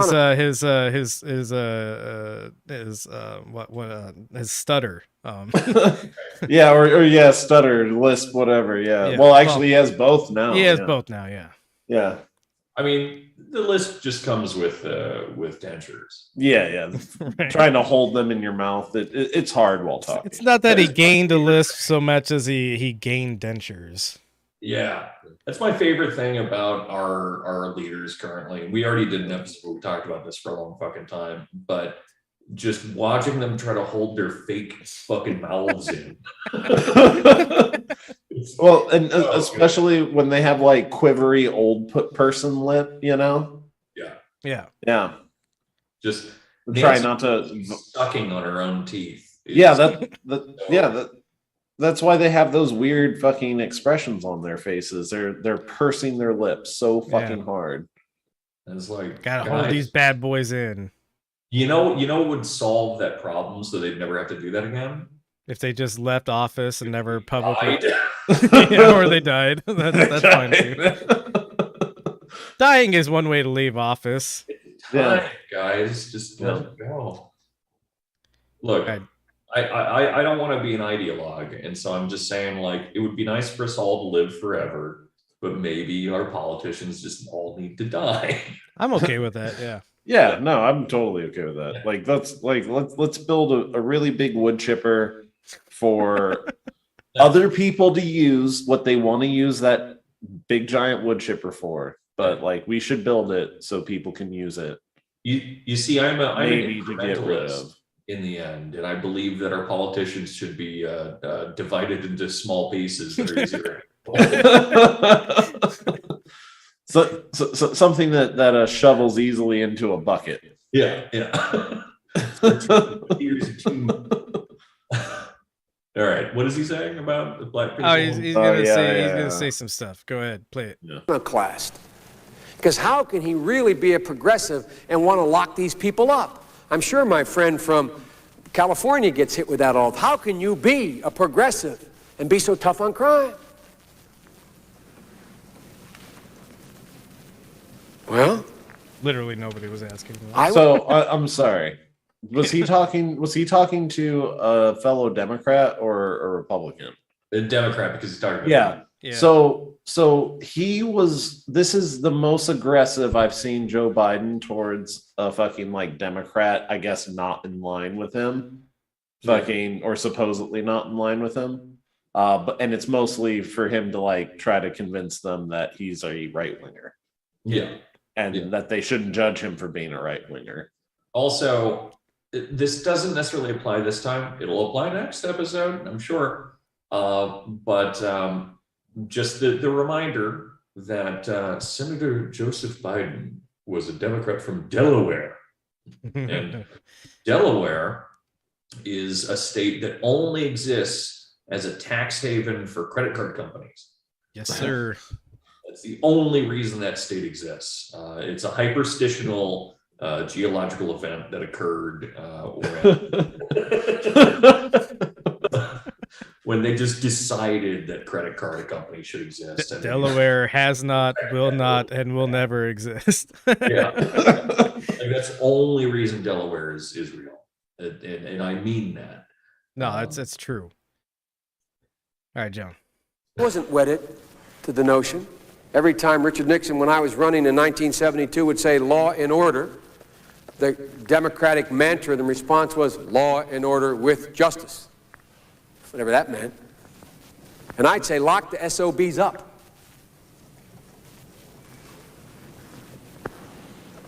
Well, so there you go. I love that he already looks old as shit, right? Like, he doesn't look like he's trembling and falling apart, but he looks fucking old. And that came out, what, 28 years ago? Yep. Yeah. Pretty cool. Very cool, guys. Very cool. Good presidential material. Exactly. Go ahead and go to the next link that would have been in line. It's the one that says Biden. Yep, right above. Yep. Biden could have taken the war on drugs down a notch. He didn't. This is from June 16th, 2021. A little noticed law could make it easier to punish people for low-level drug crimes and put them in prison longer with less proof. Hell yeah, that's what we needed. Yeah, yeah. A smaller burden of proof for the powerful government. Yeah, right. That's something everyone can agree on. So this is in June of last year. But last month, so that would have been May of last year, President Biden quietly extended a policy that critics call a betrayal of his campaign promise to end mandatory minimum sentences.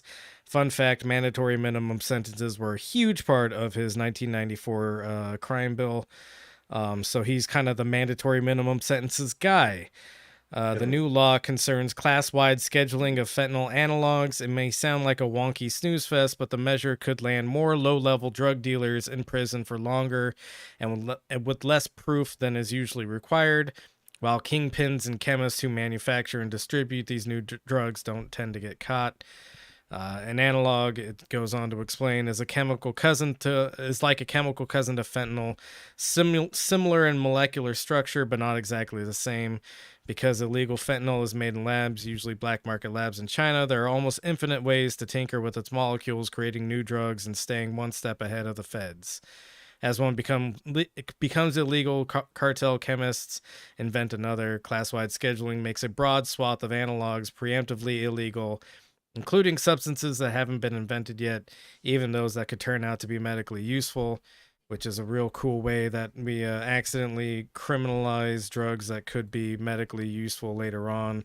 Yeah. Things like marijuana. That's exactly what happens with that. A lot of well, I mean, or which I'm not. I would never trust this without fucking extensive evidence. But like, what if somebody did make an opioid-like substance that was not addictive?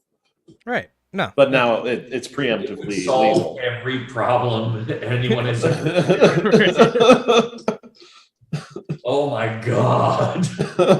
Yeah, and you know, research is showing that things like ecstasy are good for PTSD. Psychedelics in general have been proven to be good for PTSD treatments. MDMA are great for different things. Yeah. So you know, but they're all illegal, thankfully, because of laws like what's happening with fentanyl. And I'm not saying fentanyl is good. Fentanyl kills tons of people, and that's our crazy take for the day is fentanyl. Yeah, probably not good. Fentanyl not good. But the one of the really important things about making all of these potential chemicals and whatnot illegal is that it also precludes people from being able to even study them, not even necessarily from their use. Yeah. And that's one of the reasons that we know as little as we do about things like LSD and other like extremely, I would say, beneficial and helpful and useful drugs, because we just, after a period of studying them a lot, suddenly we're entirely precluded from doing so. Yep. You can't even know about it. It's not allowed for you to know about this thing. Super cool. The war on drugs always going good. Yep. We have a couple of chats that I'd like to hit real quick. HC says, my biggest flex I can't put on my resume is that I made it through public school in the South Bronx without going to prison. Madison G says, prescriptions still would be necessary for kids to get marijuana for medical reasons, even if they're in a recreational state. Yeah. Oh, okay, yeah. I guess that does make sense. Yeah. Yeah. Red Caledon says, maidenless behavior, really? Fucking nerd. And Madison G says, Delaware is a psyop. Oh, Delaware. Yeah. It's true. Go ahead and go to the next link, John. Oh man, I totally thought that this like this arm here, where it's like a little bit pinker at the tip here, was just like a big giant dick. Yeah, that could be. really funny because when I saw it out of the corner of my eye, I thought I was seeing some piece of like gore. Oh, there are metal bars piercing in. Oh God, what are we looking at now? Yeah. So, but all of our subconsciouses are doing fine. You know, on the subject of hanging your meat through your cell door, you know how people always make up shit like, oh, if you got saggy pants in prison, that means you want to get fucked or something like that. Oh yeah, I call that. I had a dare officer named Officer Rose, who said the most insane lies every day, and I'm sure all dare guys do that. Yeah. But this guy seemed like he was a loose cannon of bullshit. And so yeah, whenever I hear that kind of thing, I'm like, oh, that's an Officer Rose thing. Yeah, one actual legitimate way that you can indicate that you want to fuck somebody is by hanging your meat out of your cell door. If you got your dick just hanging out the bars, people will be like, I think he wants that to be sucked or touched in some way. It could be the opposite. Well, who knows?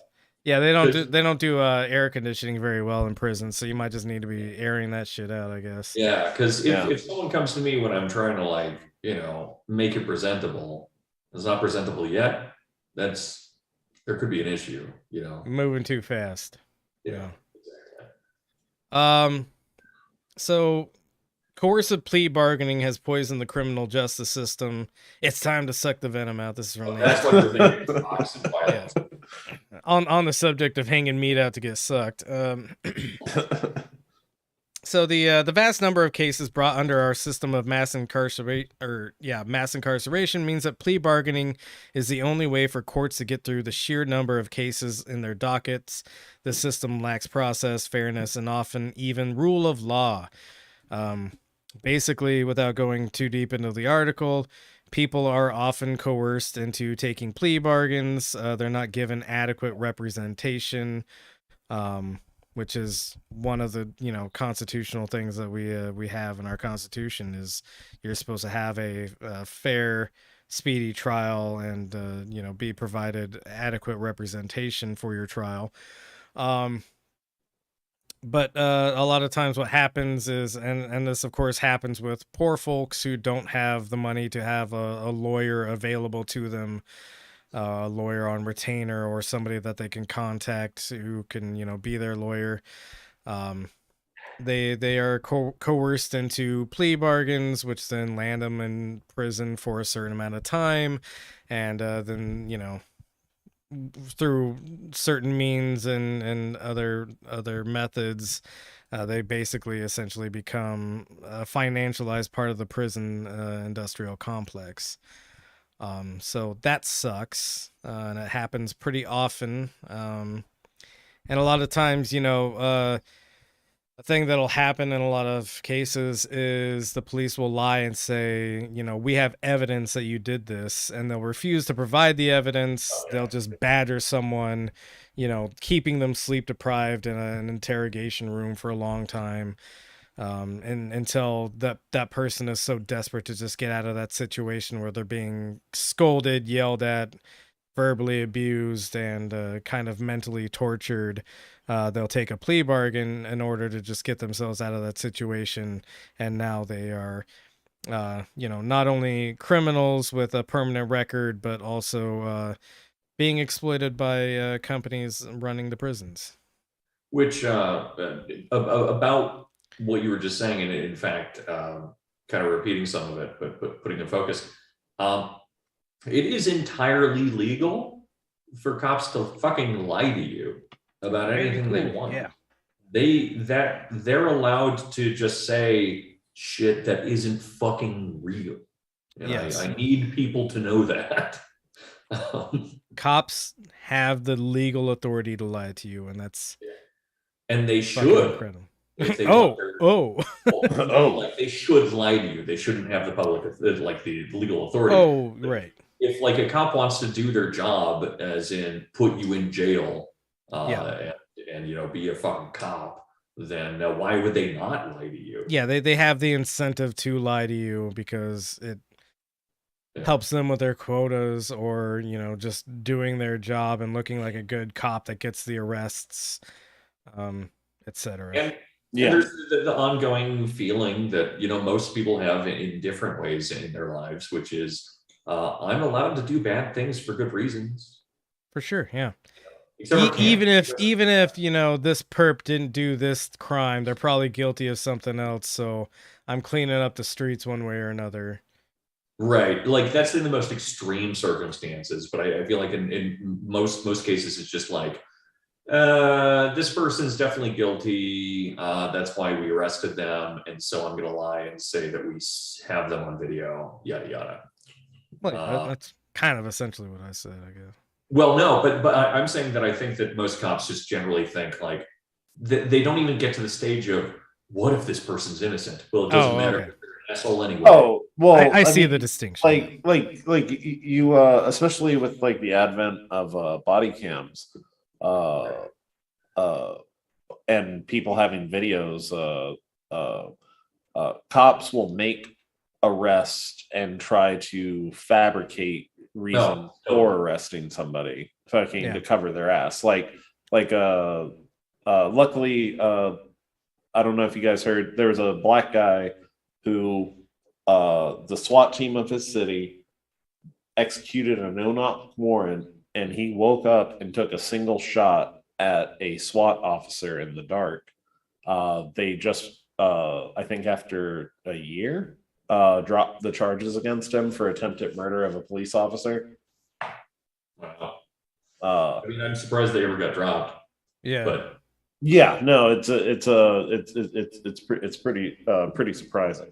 Frankly, I'm afraid he lived.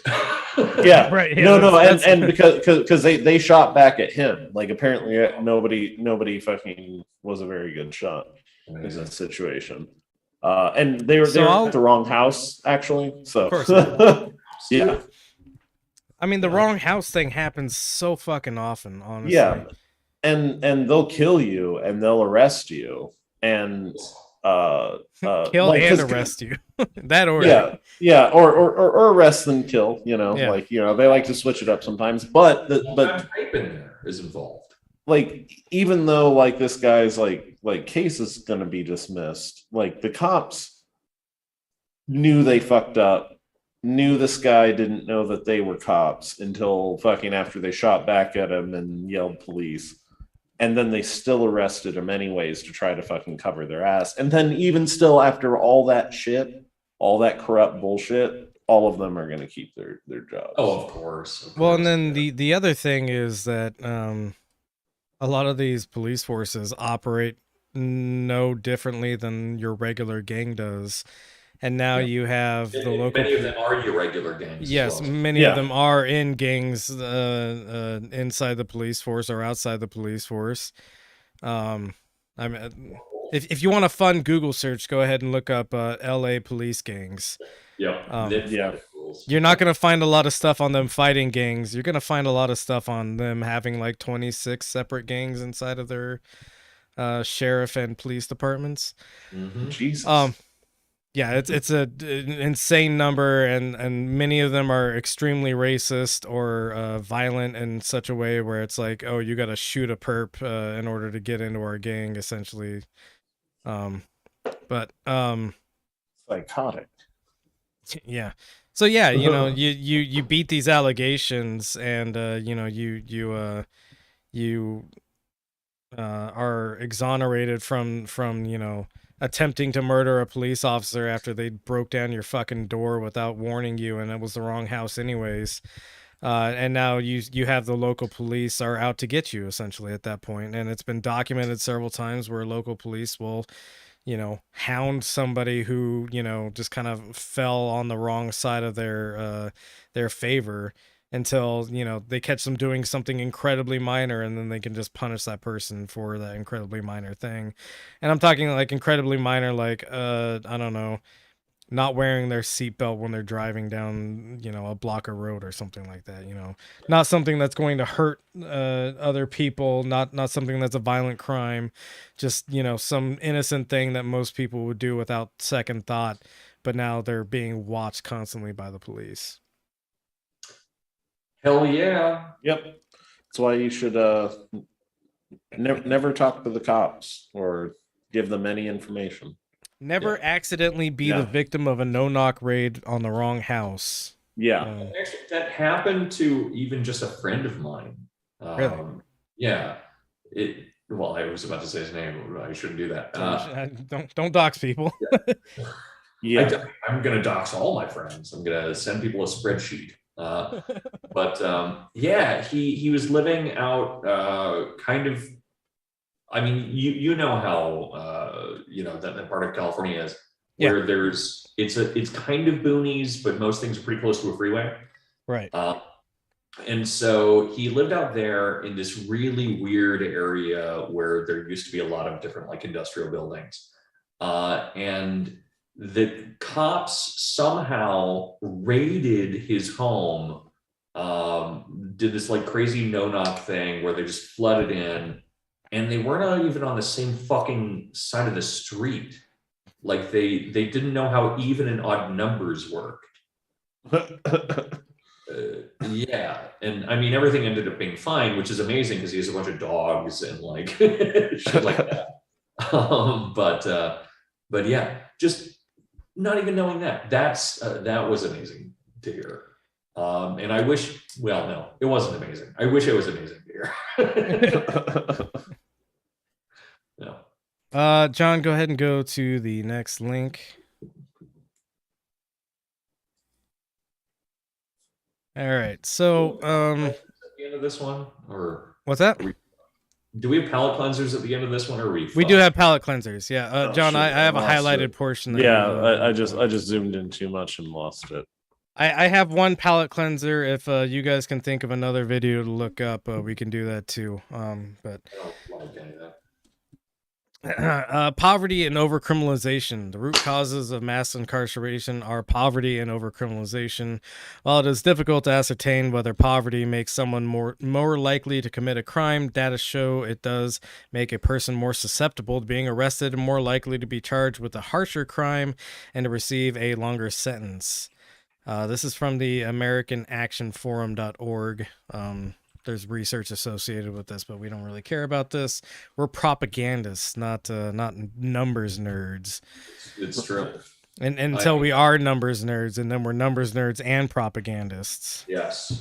In that order, though. Well, no, the other order. Well, that's Mark Twain's whole thing. I bring up this quote all the time. There are three types of liars. There are liars, there are damn liars, and there are statisticians. Yes, fair enough. Let's see. Adults in poverty are 3 times more likely to be arrested than those who aren't, and people earning less than 150% of the federal poverty level are 15 times more likely to be charged with a felony, which by definition carries a longer sentence than people earning above that threshold. Between 1999 and 2016, people convicted of a crime with at least some college education were given sentences that were between 4.6 and 7.8% shorter than individuals without college education. John, go ahead and scroll down just a little bit there. So if you make less than hold on, I need to change that real quick. Times 1.5. If you make less than $21,000, you are in this group. Yes. Which is, if you work in retail, you exist in this group. Right. Yeah. Given that one's education is highly correlated with the person's income, this statistic too suggests that longer sentences are imposed on lower income individuals. All of this results in the share of the imprisoned population that was in poverty prior to being arrested equaling 57% for men and 72% for women, despite a national poverty rate of 11.8%. That poverty rate, a little editorial I would make, that poverty rate of 11.8%. The poverty line hasn't been adjusted in like several decades, and this little thing called inflation exists. Well, I don't know if that's true. The poverty line, doesn't that adjust every year? Okay. So let me rephrase that.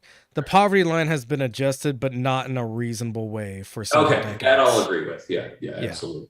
the poverty line adjusts every year, but it's like a tiny percentage, whereas the cost of living has increased by a massive amount. Yeah. And also inflation and other things.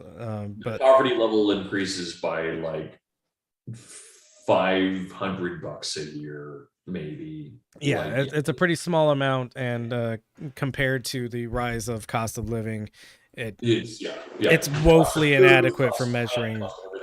Like you're probably going to see like an increase of like $150 if you're on a yearly lease just for your like apartment. And then add on how much more cost, how much more food costs, gas, everything. Yes, it's fucked. So in what would the terminology be for that? Like in your effective poverty level is not adjusted. I would say real poverty level. Right. Yeah. It's cool. Yes. So we agree. Yeah. we could maybe look up statistics on real poverty level for the next episode. But so here's a sort of palate cleanser, but not a palate cleanser yet. Just because it's such an outrageous story that it almost makes you want to giggle because of how outrageous it is. What See? the fuck? It's a little bit funny, right? Oh but also horrifying. Yeah. This is a Philip Gay Dick joke. Like this is So thankfully the judge in this story was censured. I don't know if he's still serving on the bench or not. They're gonna say assassinated. Well, he was exsanguinated. I wouldn't say thankfully. I would say praise be to God that he was assassinated.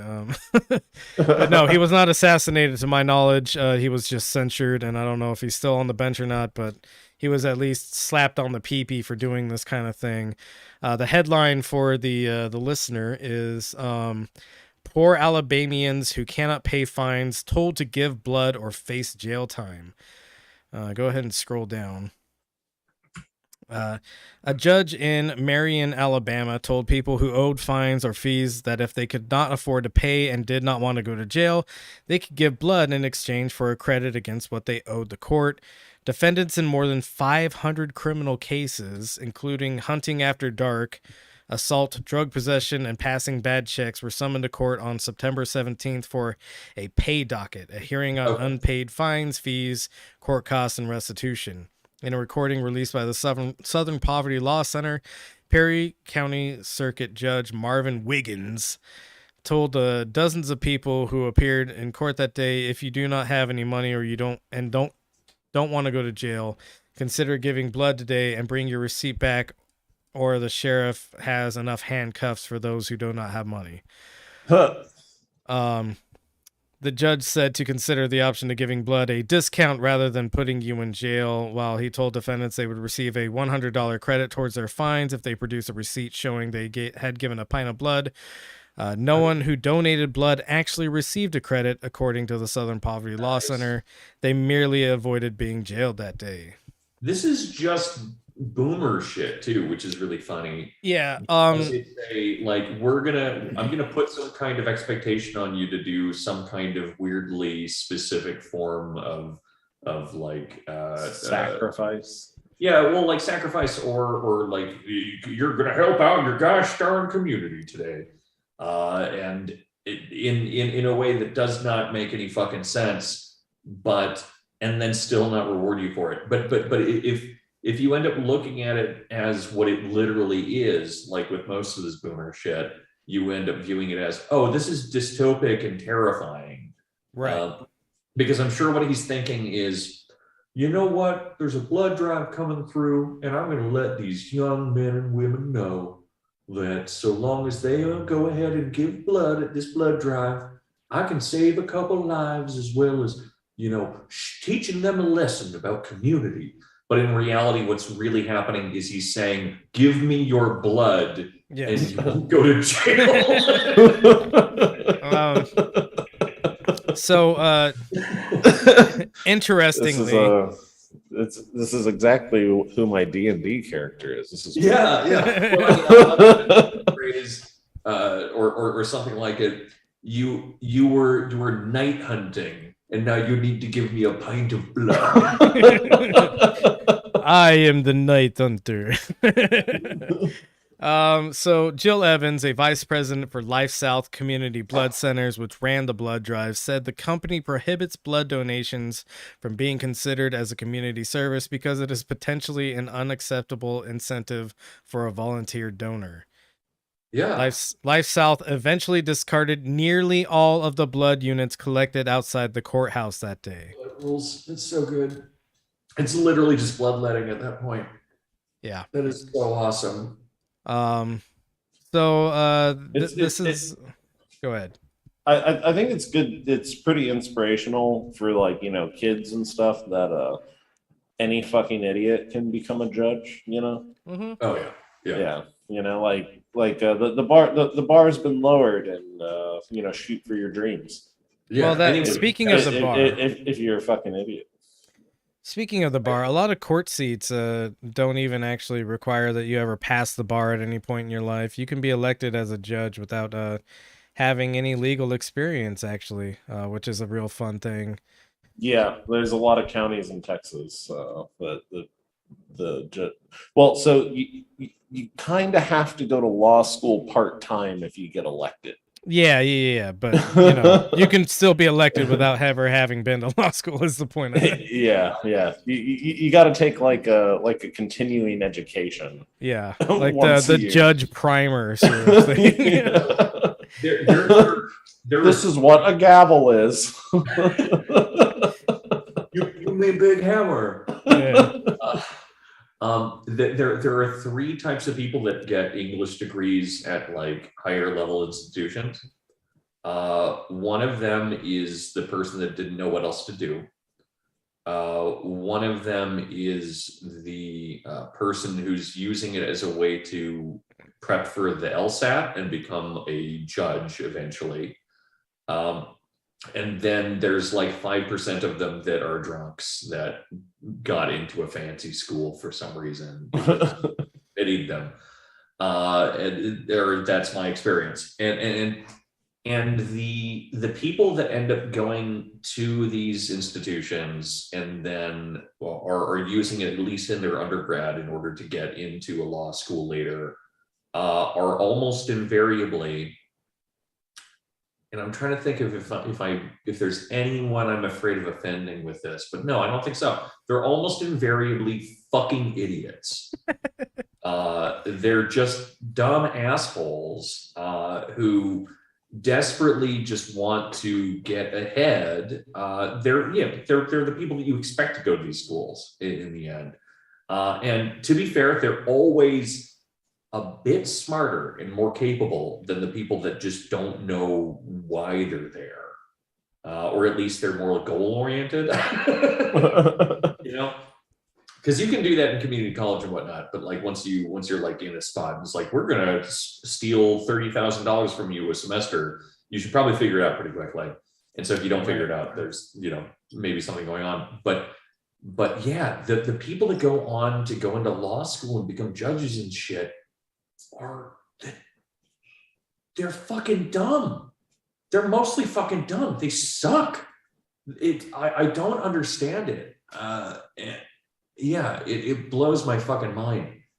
And I remember, like, I was also, these are a bunch of things that sound like flexes, but I promise none of them are, because I feel shame about all of them. But I was singing as part of a symphony. And it had a whole bunch of people that were like working as lawyers or dentists or all these fucking things that, classical music people, just assholes that listen to classical music. Of course. And one of them told me he was an environmental lawyer. And I ended up asking him, okay, are you the good guy or are you the bad guy? There's good guys and bad guys? And that's almost exactly what he said. He said, well, I've met people like this. Good guys and bad guys.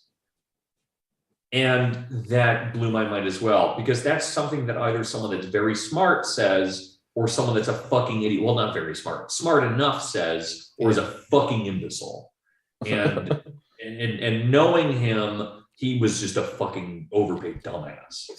So you're doing like bell curve theory here. Yeah, I do that with professions for sure. With lawyers, yeah. Doctors too. There's some dumb fucking doctors. Man, everything. But if Rand Paul can become a doctor, he's not a real doctor. Hey, he's got the doctor next to his name, man. He's like a doctor or something, isn't he? He's an optometrist.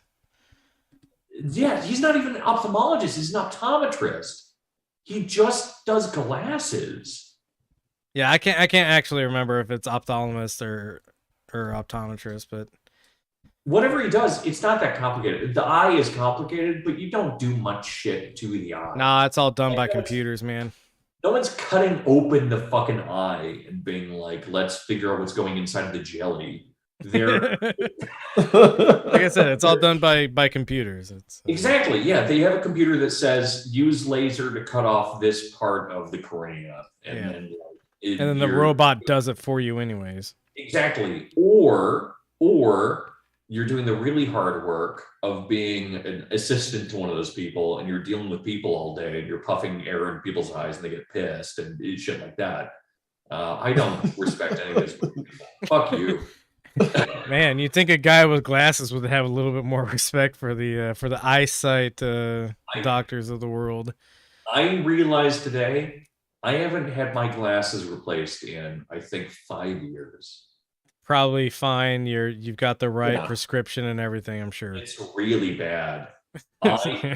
So when Mike and I were driving out here, we ended up hitting a storm the whole way, essentially. But when we were in St. Louis, and it really started raining down, and I felt like shit because I'm like, man, the rain's not really a problem, but now that it's night, I literally can't see anything.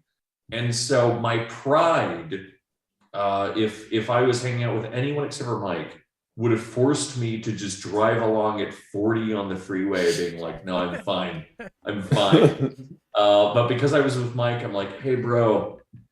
Well, no, I think you offered in the end, which was good of you. Well, I also brought up that as a Native American, I have natural night vision. I know, and I hate that so much. Yeah, he was just bringing up how good his eyesight was because he's a Native American. His night sight. I made it an ID politics thing. I said, well, as a Native American, I have eagle vision, which allows me to see better at night. And it's like I literally have partial night blindness at this point. And so I'm just like, oh, fuck. All right. I guess I got to let him drive. But also it's fucking storming. And once I start driving, I just, I'd prefer to just do it all day. I want to drive for like a 12-hour period. Anyway, none of this matters to the fucking listener. Now we're in a parasocial relationship for real because I've told you a bunch of stuff that doesn't matter at all. So that's all I had planned for the prison segment of tonight, and I did recognize that we would need some kind of palate cleanser after dealing with some of the most depressing shit you can possibly imagine. Like I said, the shame that men feel. Oh man. You just I didn't expect hear any of it, so if you just start over, just reload the page. We'll need you to refresh it in a second. So like I said, next week we will start talking about the financialized. Now that you know how to get into prison, we'll talk about how you're financialized once you are in prison. We're gonna enter into the Danko zone. Yeah. And there's probably going to be a third part to this at some point. I have somebody scheduled to come on the podcast 2 episodes from now, so we'll take a look. We'll talk about it after. Oh my god, it must be special. Well, it's not. No, they are special to me. Whatever. But I want to give them the opportunity to back out if they feel like they don't end up. I think I know what it is. Yeah. All right. Moving. But yeah. So this is probably going to end up being a 3-part series. Next part will be on financialization. If there's a third part, because we can't fit it into the financialization segment, which I think is probably likely going to be the case. I'm going to talk a lot. Yeah. Well, I think we both will. But the third part will be the abuse of the prison system. Oh yeah. So you're saying there's going to be 3 or 4 episodes? There's probably going to be 3 or 4 episodes. I left it open-ended on purpose because it's obviously a big subject, and it's one of the biggest poisons of our society, in my opinion, with a lot going on in it and a lot of different industries attached to it. John, go ahead. Let's go. Go ahead and refresh this page so we come into Jordan Peterson at the beginning. Oh man. Cool. Damn. Precisely the shame that that men feel when they're rejected by women is precisely the shame that they feel at knowing deep in their heart that they have not lived up to what they are capable of being. And that harsh judgment that women lay on men, which by the way is part of our sexual evolution, because we were shaped by sexual selection, which by the way is the operation of consciousness on the structures of matter at the most basic possible level. Well, it's a terrible rejection, but it's a salutary rejection. And that process of differentiated choice has shaped us into what we are. That action of consciousness, wanting the best from a potential partner, and selecting, at least in part on that basis. The shame that men feel when they're rejected. I gotta say something. This is gonna suck, but I don't inherently disagree with anything you just said. No, I think I'm not playing this because I disagree with him. I'm playing this because I like how he starts choking up when he thinks about men being rejected. That is really funny. And then, you know, I would say he gets a little bit too in the weeds of like, this is fundamental. Everything is consciousness acting upon matter and becoming its own entity as it passes through time and space. Right. Yeah, that's a lot of words for like when my homies get rejected, they feel sad and then they realize they have to better themselves. Right. That's precisely it. That's exactly it. And there are two solutions to this for any of our bummed out young men listeners who get broken up with or whatever the fuck, which is that you either just realize, I mean, there's a reason there's a meme around this where you just become a fucking weightlifter. Prove your shit, right? Actually, yeah, here in the comments. Is that what they're saying? I love this because it is basically what has driven me to do so much more for myself, starting my career, losing over 80 pounds and getting healthy. Yeah. Like that's what a breakup will do to you, and that's why breakups are good, actually. Because anyone that marries their high school crush fucking sucks. They're shitty people. I fucking hate them. But also, the other option is to do the Buddhistic kind of thing and just realize, oh my God, I feel so bad about myself because I'm not good enough. But then you realize, Buddhistic Lacanian kind of thing, no one's good enough for anything or for anyone. Everything sucks. No one exists. And you should just, do your shit. Who gives a fuck? Fuck you. Shut up. Yeah, I mean, that is one thing I would push back on. Basically, what he kind of implies here is that anytime you're rejected, it's because you're not good enough. Sometimes people want different things. Yeah, that would be the thing I push back on. Is sometimes it's just not meant to be, and that's fine. Well, he's talking about people's feelings about it, right? Not why it happens, but the whole attribute of therapy is trying to reconcile someone's feelings with that which either is or that which is most effective, right? Sure. And so. Yeah, you can go either way with it. You can either say, oh my God, I was broken up with because I'm not good enough. And so I'm going to become better than good enough and overcompensate, which I don't know. I think overcompensation to a degree, unless you overcompensate with your overcompensation, is actually dope and cool. Otherwise, realizing you don't need to play that fucking game is also a really good choice. Yeah. You know, like those are the only two options, right? Otherwise you're broken up about the same shit for forever. Oh, or as Gene Dalefield says in the comments, sometimes you're just too good.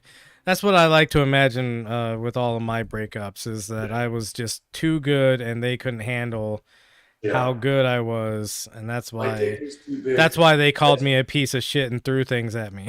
No. This is the opposite. This is the kind of guy who he's so emotionally unstable that his girlfriends need to break up with him by saying, "You're such a sweet and wonderful guy, and your dick is so big, and you're so smart." And so I just feel like maybe I need to spend some time on my own so that I can learn myself.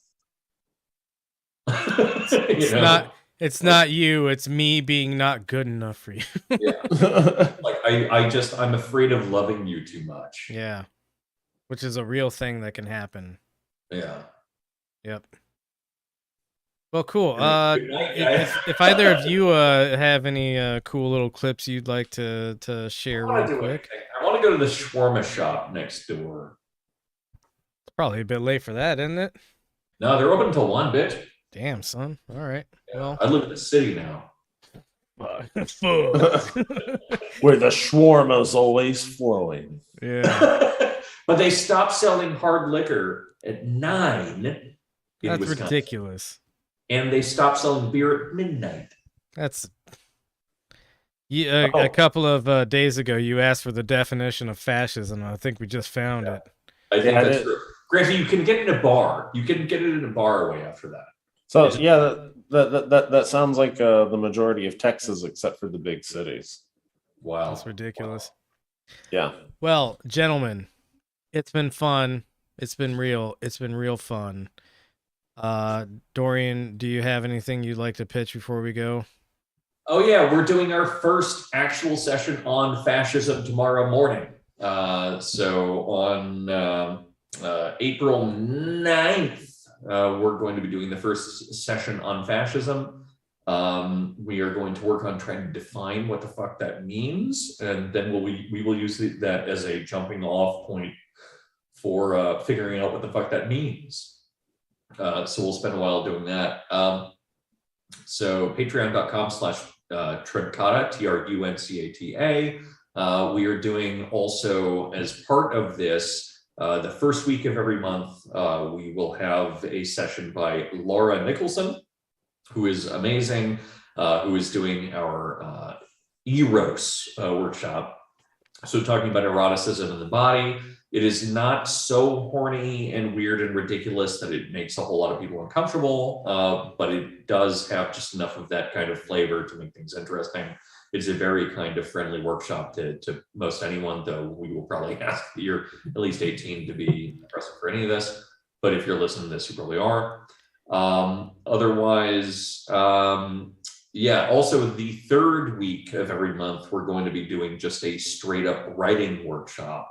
Where we look at the work, we tell you how to make it better, we focus on style and technique and things like that, instead of anything else more lofty. So if anyone just needs help with essays or anything academic, or just trying to figure out how to get your writing right without it being focused on any kind of theme or anything like that, we have space for you as well. But yeah, so check that out. Otherwise, I'm getting drunk a lot, and that's my life. Hell yeah. I'm gonna kill myself tomorrow. No, there is one more thing. I was like, I keep thinking about something that needs to happen tomorrow. And so I decided to make a joke about killing myself. The Pondering podcast. I'm going to be on tomorrow at 5 p.m. PST. You can check that out by going to, I need to check right now. I apologize. So go to OK Schizo on Instagram, or to, I believe it's Pondering Pod or Pondering Podcast. And you'll be able to find them. It's going to be a live podcast that we're doing through Discord. And then we're going to have question and answer afterwards. It's going to be a long thing. It's going to be like 3 hours of us talking about the future of mimetics and the future of kind of media in general. So check that out if you're into it, which hopefully you are. John isn't. I see he's yawning like a piece of shit. Yeah, sorry. That's a pretty boring subject, to be fair. Yeah. I love you. Please take. You're not allowed to do all our sign-offs for us. First off. Secondly, as I always say, the Benzo Rehab Dungeon. John! Huh? John doesn't have anything. We know that. Yeah, I'm an empty human being. He's just here to look pretty and click on stuff. My God, he's our Vanna White. Yeah, I'm actually thinking about getting those from the Wheel of Fortune. Oh, okay. oh, yeah. No, I much more wanted to be one of the black DMV ladies with the 4-inch long nails. Oh yeah. No. Yeah, looking pretty and clicking buttons. Yeah. He's not so much a van of white. He's more a white van that we get you trapped in. All right. So we've established John doesn't have anything except for looking good and clicking on stuff. As always, the Benzo Rehab Dungeon is a free broadcast and will always be a free broadcast. If you would like to support this, however, you can go to patreon.com/Benzo Rehab Dungeon, donate however much or little you want to. So literally a 0 to infinity range that you're allowed to give us. We'll appreciate anything you do give, and any of the proceeds are just going to go to helping make this a better broadcast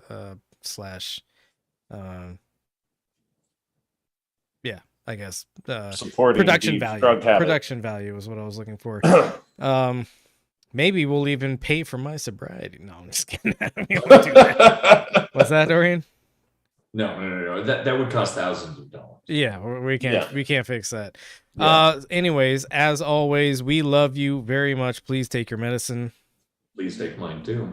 But make sure to save some for your friends. It's beautiful. You can't just say like that. You fucked it all up. You fucked up the flow. You fucked up the whole fucking podcast. I can say but